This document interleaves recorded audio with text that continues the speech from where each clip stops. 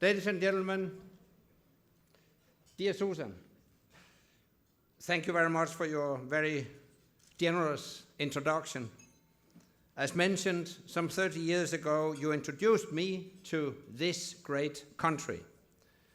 You started me along the path that's led me here today, and for that, I will always be grateful. Let me also express my gratitude to Jim, Fred, Damon, and the entire team at the Atlantic Council.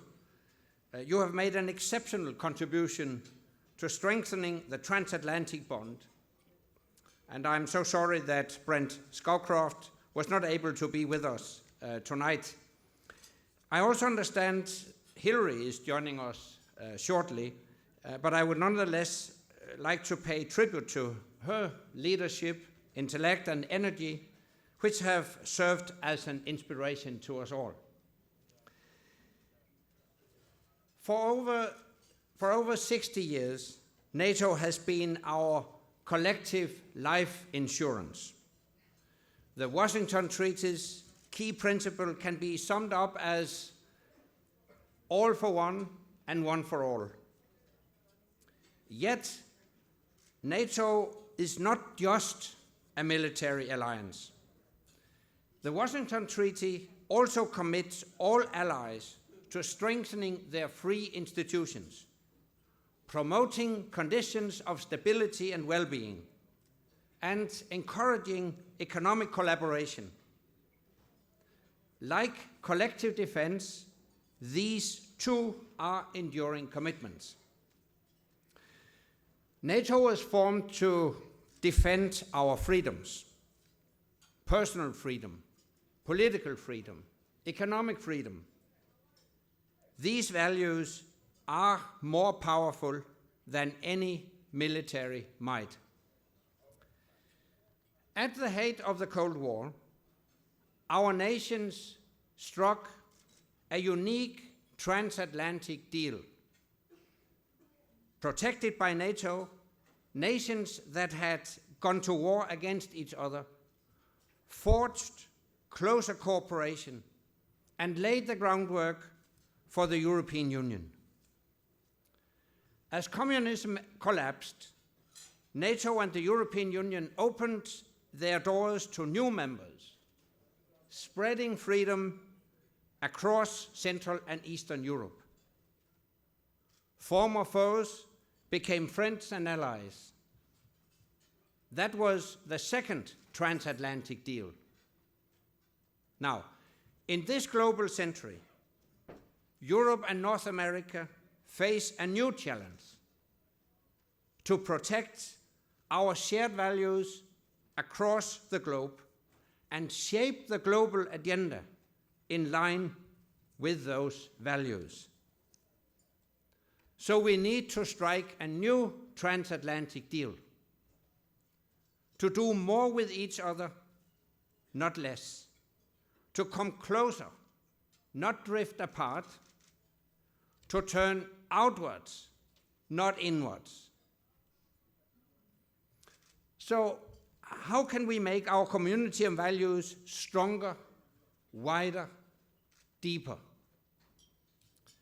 My long-term vision is of a transatlantic common market. So I welcome the launch of talks on a transatlantic trade and investment partnership. This will stimulate jobs, innovation, growth. And in a world where not all play by the same rules, it will ensure that we continue to set global standards. But my vision goes beyond trade deals. It's about people, science, culture. Coming to America strengthened my personal bonds with families, colleagues, and institutions across this great country.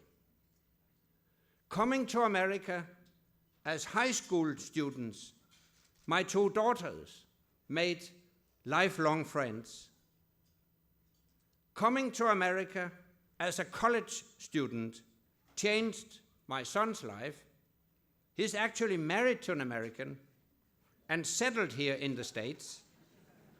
And my wife and I are proud to be grandparents to Danish and American children.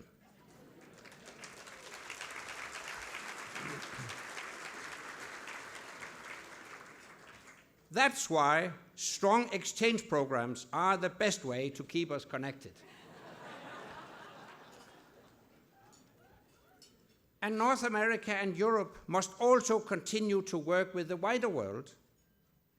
As NATO Secretary General, I have visited South Korea, Japan, and Australia because partners around the world want us to engage, and we must. We may be divided by geography, but we share the same values and face the same challenges: cyber attacks, terrorism, missile proliferation, piracy. And no country and no continent can deal with such challenges on its own. Finally, we must deepen our security cooperation across the Atlantic. This is the foundation for everything we have. So we must continue to invest in NATO, and we must all shoulder a fair share of the burden, just as we all share in the benefits. Today there is a growing imbalance in the security contributions made by America and Europe. European nations need to do more and to do better, because to remain America's partner of choice, Europe's choice must be to become the strong partner that America needs. The transatlantic relationship is vital for the freedom, security, and prosperity of Europe and North America. And it provides the bedrock of the rules-based global order. This vital partnership is about more than the single strand of security. It's also about politics, economics, and above all, people. I will continue to work to advance that vision through a new transatlantic deal, to preserve our freedom, increase our prosperity, safeguard our values for generations to come. So, thank you very much for this award, and thank you for your continued commitment to all that we do together. Thank you.